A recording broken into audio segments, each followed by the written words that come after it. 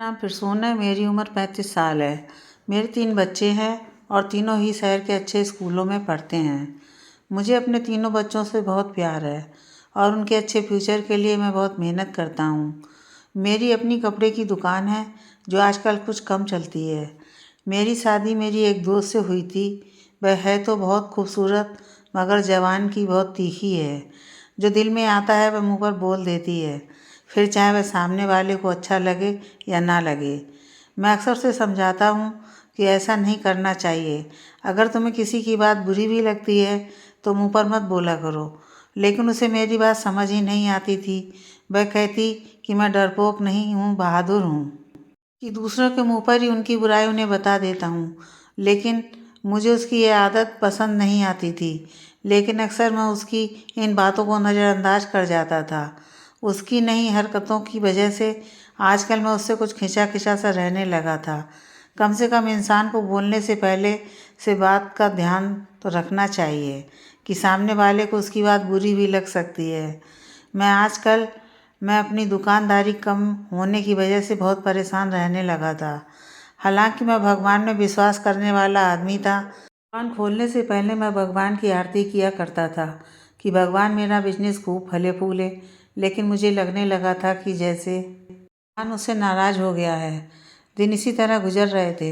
एक दिन मैं दुकान पर बैठा हुआ था, कोई भी ग्राहक नहीं आया था। दोपहर हो चुकी थी, लेकिन एक भी ग्राहक की शक्ल नहीं देखी थी।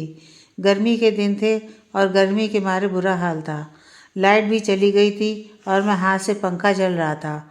मेरी नज़र सामने वाले कपड़े की दुकान पर जमी हुई थी, जहाँ एक के बाद एक ग्राहक आ रहा था और ढेरों खरीदारी करके जा रहा था। ऐसा नहीं था कि मेरी दुकान छोटी थी या कपड़ा अच्छा नहीं था। मेरे पास हर तरह का कपड़ा मौजूद था, लेकिन फिर भी लोग मेरे पास कम ही आते थे। मैं अभी उसे दुकान पर नज़रें जमाए बैठा हुआ था, तब अचानक एक तरफ से एक भिखारिन आकर मेरी दुकान के सामने खड़ी हो गई और हाथ फैलाकर मुझसे कुछ मांगने लगी, मगर मेरा ध्यान तो सामने वाली दुकान की तरफ ही था। मेरे दिल ने एकदम से भगवान से शिकायत कर दी कि मेरी दुकान पर आखिर कोई क्यों नहीं आता है। तभी उस भिखारिन ने ऊंची आवाज़ में कहा, बाबूजी, मुझे कुछ कपड़ा दे दो। उसकी तीखी और तेज़ आवाज़ सुनकर मैं चौंक कर उसे देखने लगा और देखता ही रहा। वह ऊंची लंबी एक जवान और खूबसूरत औरत थी। एक घिसा हुआ पुराना सा सूट पहन रखा था जो काफ़ी गंदा हो चुका था। पाँव में पुरानी सी चप्पल थी, जबकि उसके गोरे रंग पर नाक में एक लौंग भी दमक रही थी जो उसके गोल चेहरे पर बहुत खूबसूरत लग रही थी। चेहरे पर जगह जगह मिट्टी भी लगी हुई थी, फिर भी वह अच्छी लग रही थी। मैंने उसे देखा तो बस देखता ही चला गया। उसके चेहरे पर इतनी मासूमियत थी कि उसे देखकर दिल ही नहीं भर रहा था। उसने मुझे खोया हुआ देखकर फिर से कहा, बाबूजी, कुछ कपड़ा दे दो, मैं भिखारिन हूँ। उसकी विनती सुनकर मैं होश में आ गया। उसकी तरफ ध्यान दिया। वह हसरत भरी निगाहों से मेरी दुकान में लगे कपड़ों को देख रही थी। मैंने कहा, दे दूँगा, पहले ये बताओ कौन हो तुम? उसने कपड़ों से नज़रें हटाकर मुझे देखा और कहा, मेरा नाम गोपी है, मैं एक भिखारन हूँ। मुझे उसका नाम काफ़ी प्यारा लगा था। मैंने फिर से पूछा कि कहाँ से आई हो? उसने बताया कि यहाँ से कुछ एक वीरान जगह पर मेरा बसेरा है, वहाँ पर झोपड़ी में रहती हूँ। मैंने सुनकर सिर हिला दिया और एक खूबसूरत सा सूट उसे निकाल कर दे दिया कि यह लो कपड़े। लेकर वह बहुत खुश हुई और अपनी थैली में डाल लिए। धन्यवाद बाबूजी। उसने मेरे द्वारा दी गई चुन्नी को अपने सर पर ओढ़ लिया था। कहने लगी, मैं अच्छी लग रही हूँ ना?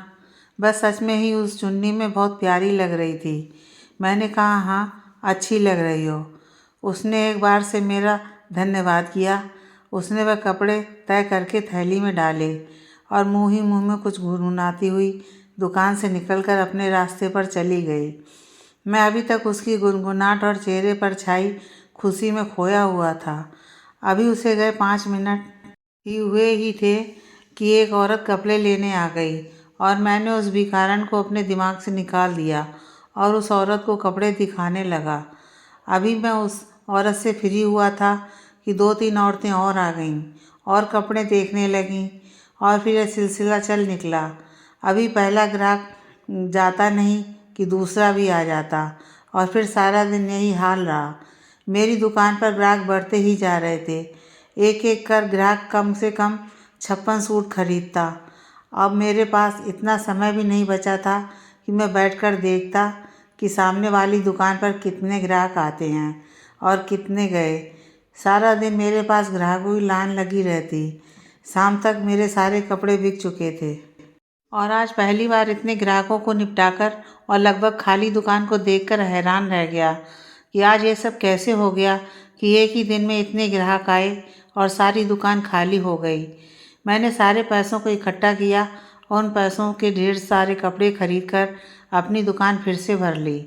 बाकी बचे हुए पैसों को लेकर घर आया और अपनी पत्नी को जाकर ये सब बताया, जिस पर वह भी बहुत खुश हुई और भगवान का धन्यवाद किया। अगले दिन रूटीन के मुताबिक मैं फिर से दुकान पर पहुंचा और ग्राहकों का इंतज़ार करने लगा। लेकिन उस दिन फिर से वह भिखारिन सबसे पहले मेरी दुकान पर आ खड़ी हुई। लेकिन मैं ये देखकर हैरान हो गया कि उसने कल वाला ही वही गंदा सा सूट पहन रखा था। हालांकि कल मैंने उसे एक नया सूट दिया था, फिर भी वह वही गंदा पुराना सूट पहन कर आई थी। लेकिन वह मुझे अच्छी लगने लगी थी और उसको देखते ही मुझे अपना दिल हल्का सा महसूस होता था। उसने कल की तरह आज फिर कहा, बाबू मुझे कपड़े दो ना। वह इतने नरम और प्यारे शब्दों में मुझे कपड़े मांगती थी कि मैं मना नहीं कर पाता था। ऊपर से उसका हसीन चेहरा मुझे इनकार करने ही नहीं देता था। मैंने आज भी बिना कुछ कहे उसे कपड़े दे दिए। आज फिर उसने मेरे द्वारा दी गई चुन्नी को अपने सर पर डाल लिया था। नीले रंग के कपड़े थे और चुन्नी भी नीले ही रंग की थी। यह उसके गोरे रंग पर बहुत ही खिल रही थी। उसने फिर पूछा, बाबू साहब अच्छी लग रही हूँ ना मैं?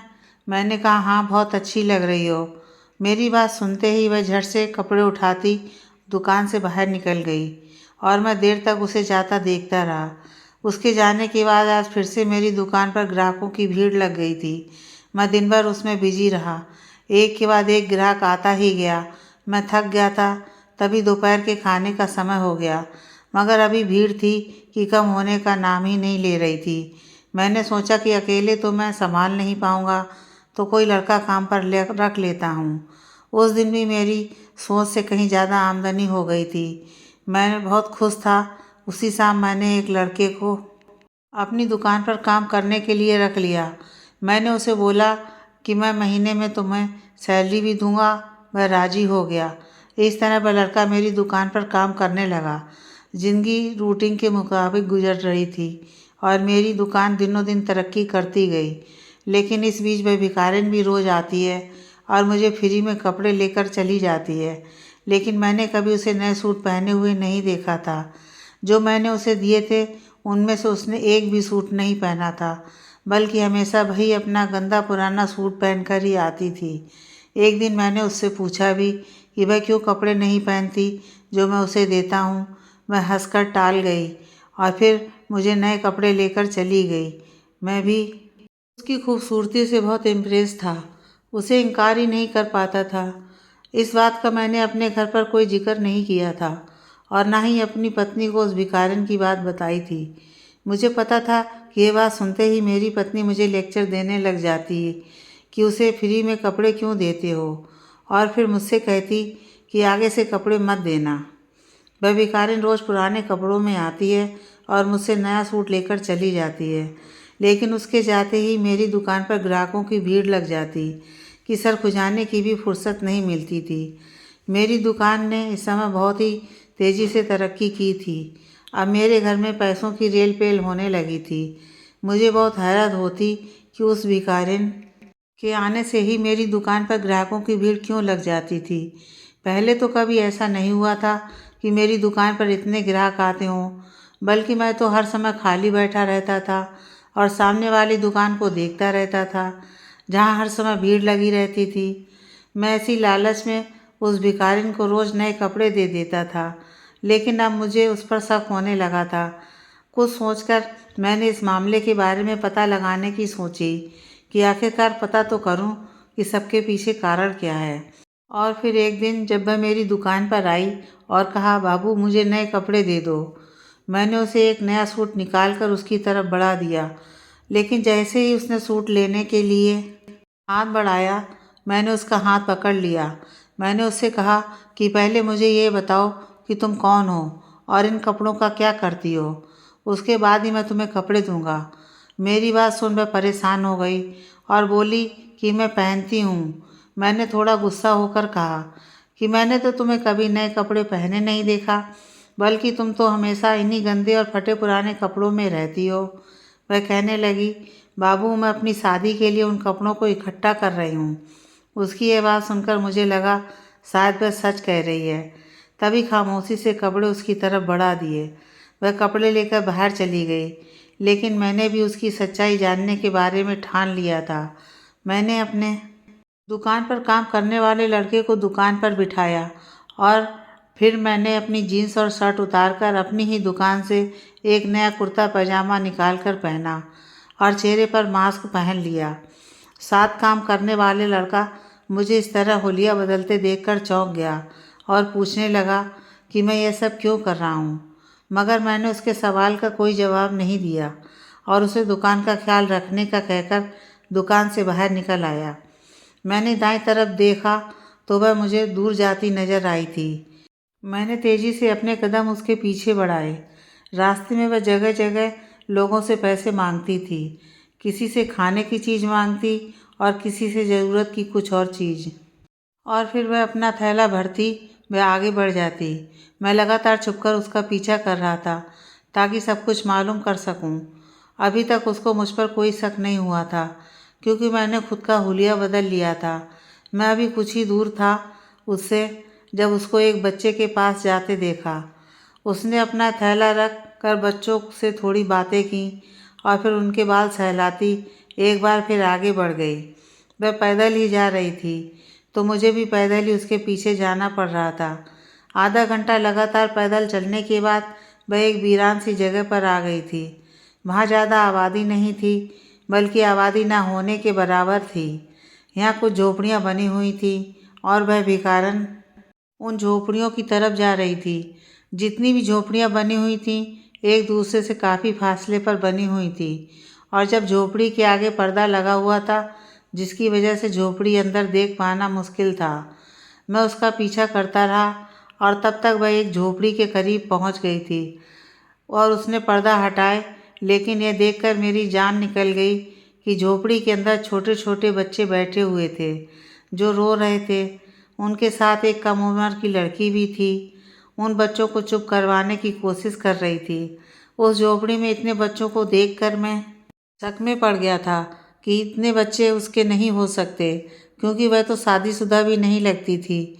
तो इसका मतलब था, क्या वह भिखारन बच्चा चोर थी?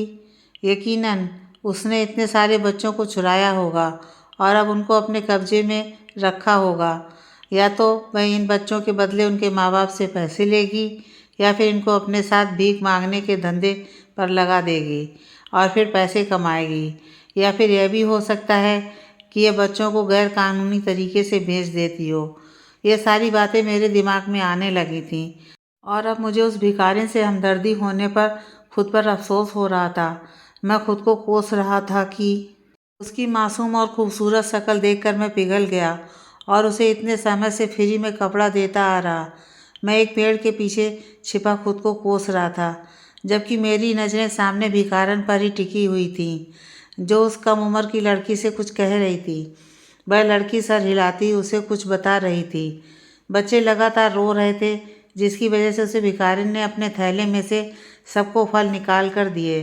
सारे बच्चे लगभग 3 से लेकर 10 साल तक के थे।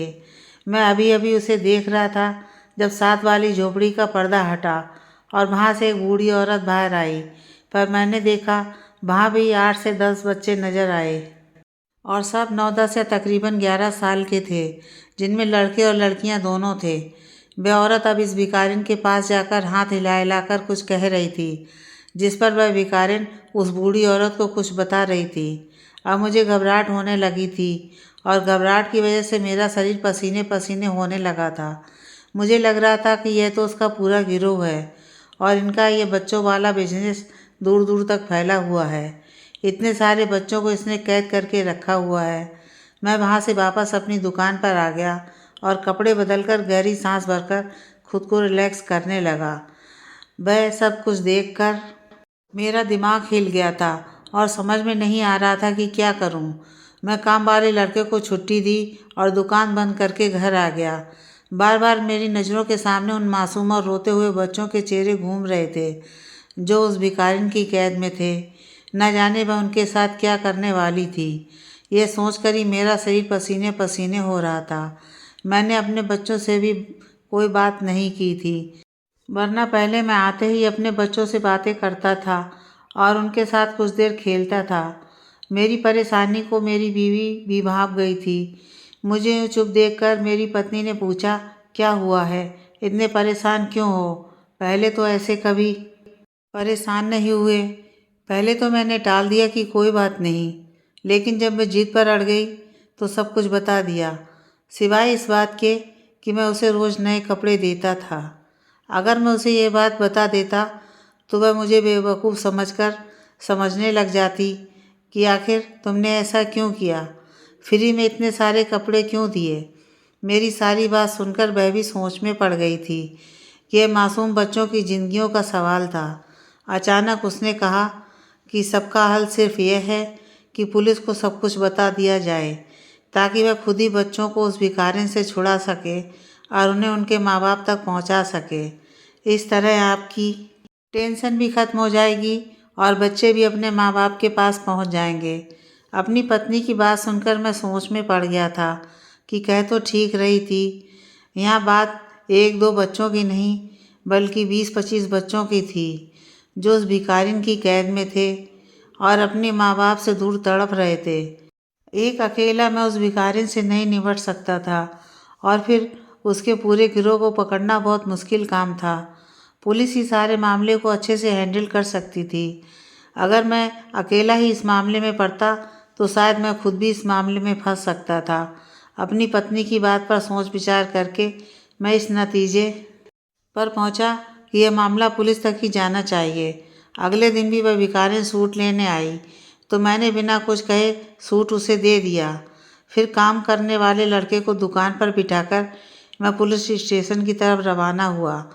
पुलिस स्टेशन पहुंचकर मुझे आधा घंटा इंतज़ार करना पड़ा और फिर इंस्पेक्टर के फ्री होने पर मैंने उसके पास जा पहुंचा। इंस्पेक्टर के पूछने पर मैंने सब कुछ बता दिया, जिसे सुनकर इंस्पेक्टर ने कहा कि वह खुद इस मामले को हैंडल करेगा। पुलिस वाले ने कहा कि तुम हमें बस उस जगह की लोकेशन बता दो या फिर हमारे साथ चलो। मैंने इंस्पेक्टर को उस जगह के बारे में बताया और कहा, मैं आपके साथ ही जाऊंगा ताकि सब कुछ अपनी आंखों से देख सकूं। मैंने इंस्पेक्टर से कुछ देर और बात की और फिर वहां से निकल आया।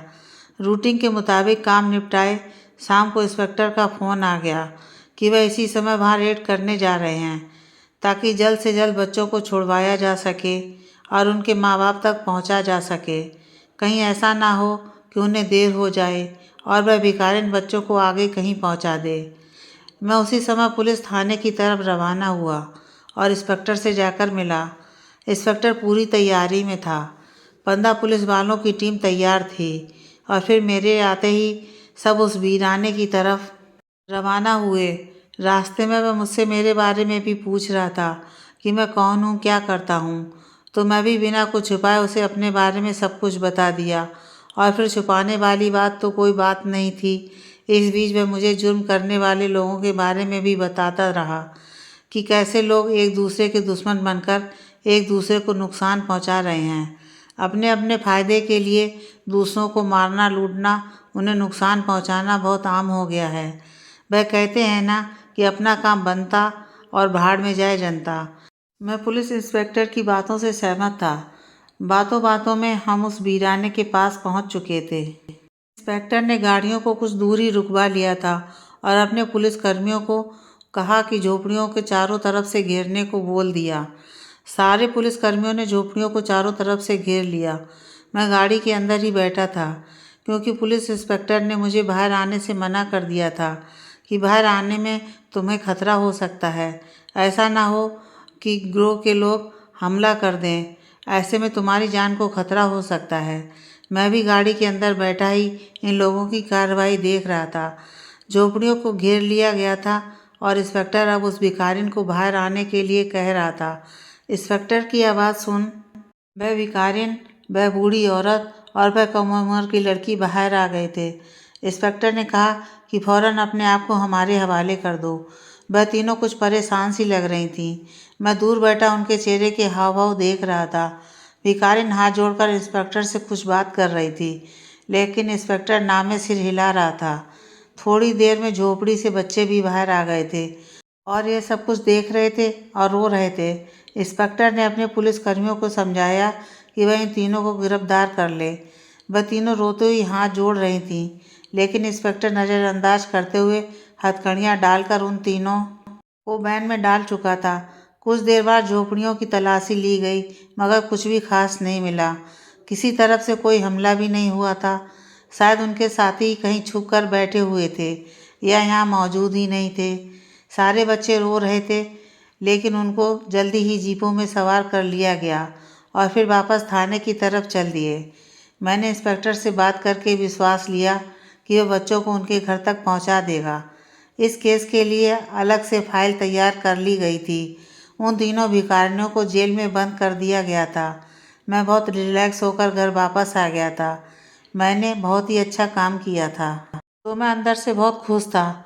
घर आने के बाद मैंने सब कुछ अपनी पत्नी को बताया, जिसे सुनकर वह भी खुश हो गई थी कि चलो सब कुछ अच्छे से हो गया और किसी तरह का कोई नुकसान भी नहीं हुआ। मैंने भी सोचा कि चलो बेसहारा बच्चों को उनके माँ बाप मिल जाएंगे। अगले दिन मैं अपनी दुकान पर आ गया। रूटीन के अनुसार वह भिखारिन आज नहीं आई थी, और आती भी कैसे, वह तो जेल में थी। मैं भी सुकून से बैठा ग्राहक के आने का इंतज़ार कर रहा था, लेकिन 11 बज गए थे और कोई भी ग्राहक नहीं आया था। मैं सामने वाली दुकान की तरफ देखने लगा, जहाँ आज मेरी दुकान से भी ज़्यादा भीड़ लगी हुई थी। दोपहर से शाम हो गई, मगर सिर्फ एक ग्राहक आया और सिर्फ एक सूट लेकर चला गया था।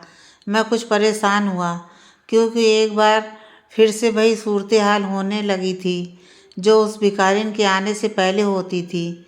अगले 2 दिन ऐसे ही निकल गए थे, मगर दुकान पर कोई भी ग्राहक आता ही नहीं था। कमाई बिल्कुल ना के बराबर हो गई थी। मेरी दुकान पर काम करने वाला लड़का भी परेशान था कि अगर ऐसा ही रहा तो फिर तो मेरी नौकरी चली जाएगी। मैं भी परेशान था कि अगर ऐसा ही रहा तो मैं इस लड़के को काम पर नहीं रख पाऊँगा। भला मैं उसे सैलरी कहाँ से दे दूँगा, मैं सोच में पड़ गया था। भिखारिन आती थी, उस दिन तो मेरी दुकान से भीड़ कम ही नहीं होती थी।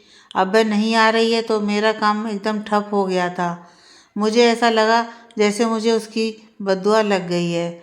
लेकिन वह मुझे बद्दुआ कैसे देती, उसे तो पता ही नहीं था कि उसका राज मैंने जाकर पुलिस को बताया है। मैं यहाँ बहुत परेशान रहने लगा था, क्योंकि दिन ब दिन मेरे दुकान पर जो लोग आते थे वह भी आना बंद हो गए थे। मैं सारा दिन बैठा दुकान पर मक्खियाँ मारा करता था और ग्राहक का इंतज़ार करता रहता। मैं अपनी पत्नी को अपनी परेशानी बताई तो वह भी चिंता में पड़ गई थी, लेकिन इसका हल तो उसके पास भी नहीं था। हम ग्राहकों को ज़बरदस्ती तो अपनी दुकान पर नहीं ला सकते। एक दिन ऐसे ही मैं इंस्पेक्टर को फ़ोन कर उस भिखारिन के बारे में पूछा, तो उसने बताया कि वह अपना मुंह खोलने पर राजी नहीं। उसका यही कहना है कि वह सारे बच्चे उसके अपने हैं। उसके साथ उसकी एक बहन और बूढ़ी माँ है, और वह भी यही कहती है कि वह सभी बच्चे उसके अपने हैं। उन्होंने कहीं से भी चोरी नहीं किए हैं, ना ही वह बच्चों को मांगने पर मजबूर करते हैं और ना ही वह बच्चों को बेचते हैं। उनका संबंध किसी भी गिरोह से नहीं है। अदालत ने उन तीनों के खिलाफ सबूत इकट्ठे करने के लिए कहा है, लेकिन उनके खिलाफ कोई भी सबूत नहीं मिला है। ना ही उनकी झोपड़ियों से कुछ ऐसा मिला है जिससे साबित हो सके कि वह कोई इस तरह का काम करते हैं। इंस्पेक्टर के मुंह से ये सब सुनकर मैं हैरान रह गया। मैंने पूछा कि बच्चों का क्या हुआ, क्या उनके माता पिता नहीं मिले? वह तो गवाही दे सकते हैं कि वह उनके बच्चे हैं या नहीं। इंस्पेक्टर ने कहा कि इन बच्चों में से किसी के माता पिता का पता नहीं चल सका है। अखबार में भी ऐसा ऐड दिया गया है, लेकिन अब तक कोई भी उनको लेने नहीं आया, और वे बच्चे बस रोते रहते हैं और कहते हैं कि उन्हें उनकी माँ के पास जाना है। मैंने हैरानी से पूछा कि माँ कौन है? इंस्पेक्टर ने बताया कि वह अपनी माँ उसी भिखारिन को कहते हैं। उसके खिलाफ आपने कहा था कि ये बच्चों को कैद करके रखती है।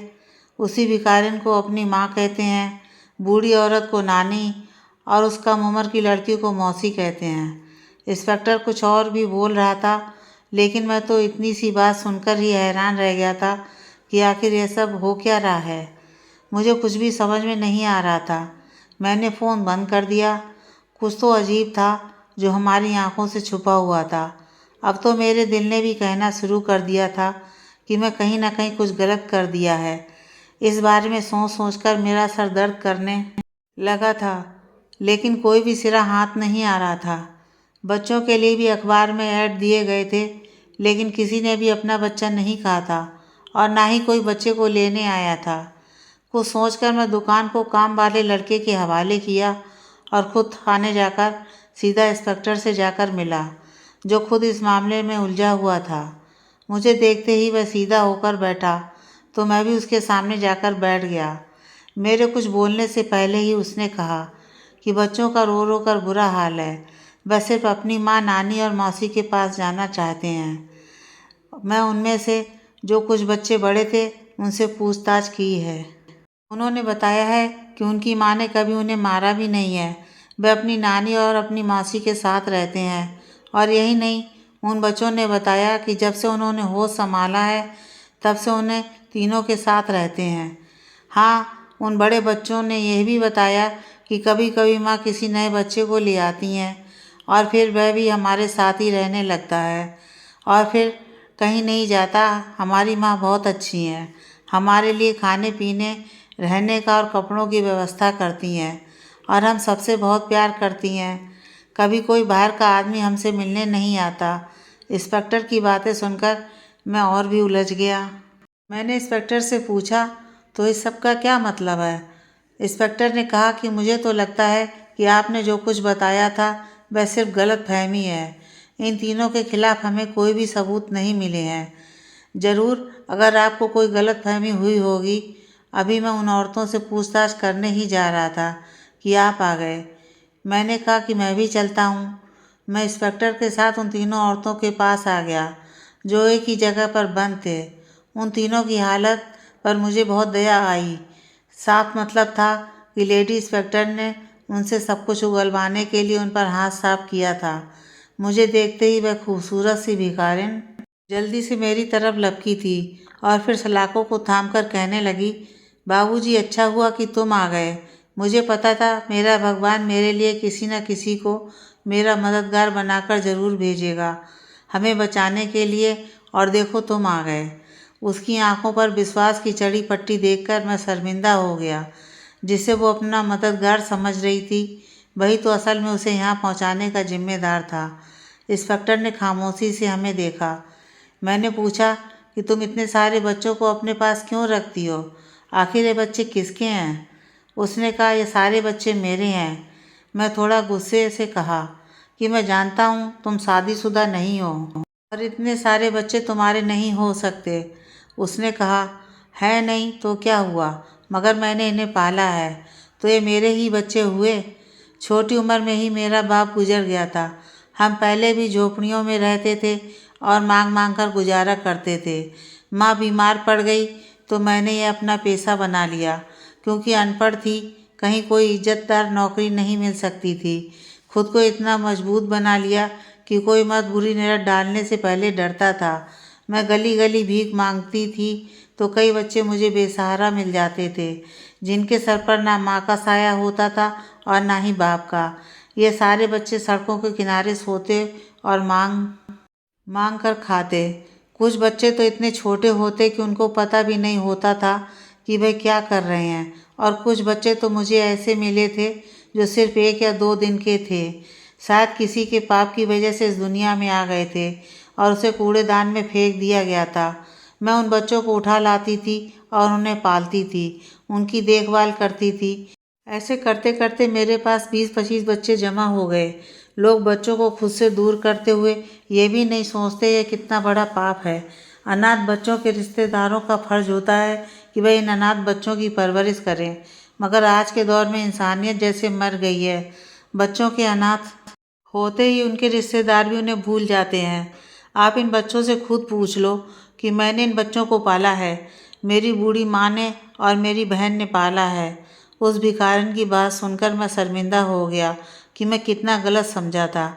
इंस्पेक्टर ने अदालत में जमा करवाई रिपोर्ट वापस ले ली थी और उस भिखारिन की माँ, बहन और बच्चों को छोड़ दिया था, लेकिन अपने तौर पर कुछ समय तक उन पर नज़र रखवाई थी।